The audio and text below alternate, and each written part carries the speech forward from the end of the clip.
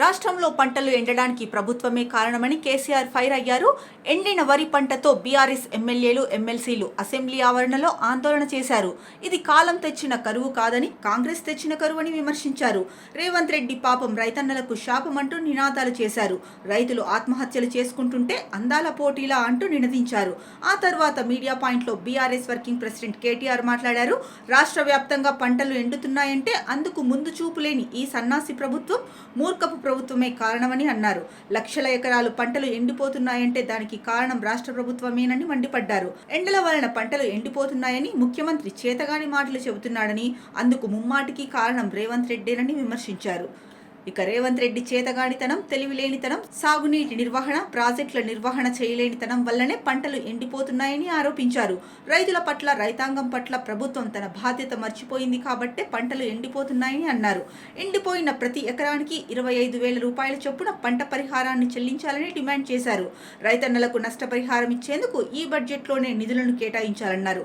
అందుకు రాష్ట్ర ప్రభుత్వం పూర్తి బాధ్యత తీసుకోవాలని రాష్ట్ర ప్రజల తరఫున తాము డిమాండ్ చేస్తున్నామని అన్నారు.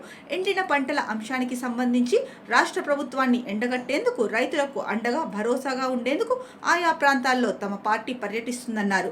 ఇక అంగట్లో అన్నీ ఉన్నా అల్లుని నోట్లో శని అన్నట్లు రాష్ట్ర ప్రభుత్వానికి రైతుల పట్ల సోయలేదు, బాధ లేదని కేటీఆర్ విమర్శించారు. రాష్ట్రంలో 480 మందికి పైగా రైతన్నలు ఆత్మహత్య చేసుకున్నా కాంగ్రెస్ ప్రభుత్వానికి కనికరం లేదని మండిపడ్డారు. కేసీఆర్ మీద కోపంతోనే మేడిగడ్డను ఎండబెట్టడం వల్ల రైతన్నలకు ఇబ్బంది అవుతోందని చెప్పారు. కాళేశ్వరంలో కాంగ్రెస్ ప్రభుత్వం ఇసుక దోపిడీ చేస్తున్నదని, బ్రోకర్లతో కలిసి ఇసుక వ్యాపారం చేస్తోందని ఆరోపించారు. గోదావరి పరివాహక ప్రాంతంలో పంటలు పూర్తిగా ఎండుతున్నా రాష్ట్ర ప్రభుత్వం చేష్టలుడిగి చూస్తున్నదని కేటీఆర్ ఆగ్రహం వ్యక్తం చేశారు. వాస్తవానికి రాష్ట్రంలో అత్యధిక వర్షపాతం నమోదైన జలాలను వాడుకునే తెలివి ప్రభుత్వానికి లేదన్నారు. కృష్ణా జలాలను వాడుకొని కృష్ణా పరివాహక ప్రాంతంలో సమృద్ధిగా పంటలు పండించామని చెప్పారు. గతంలో సాగునీరు అందిన పంటలు కూడా ఇప్పుడు ఎందుకు ఎండిపోతున్నాయని ప్రశ్నించారు. ఈ రోజు తెలంగాణ పంటలను, రైతన్నలను ఎండబెడుతున్నది రేవంత్ రెడ్డి ప్రభుత్వమేనని తీవ్ర ఆరోపణలు చేశారు.